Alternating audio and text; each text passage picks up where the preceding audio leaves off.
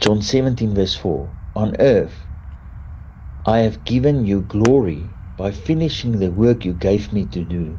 The work the Father gave Jesus to do, he has finished. Hallelujah. The work was the redemption of humanity's soul.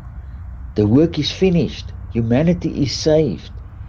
Everything will move back to its original position in Christ unto the glory of our Father. From Father's perfection, everything is brought to order. From our perspective, where we see partially, we must believe that everything is finished in Christ. Our task is to believe that the work is finished. By standing in this faith, when inquired about this by others, we must be able to testify and proclaim, the kingdom of God has come, repent and be saved. I don't understand why it is so difficult to grasp this. Repent, change your mind. The work is finished by Jesus. Change your mind. Don't think and act like your old Adam nature.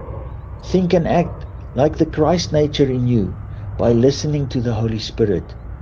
Do not act according to the Adamic mind.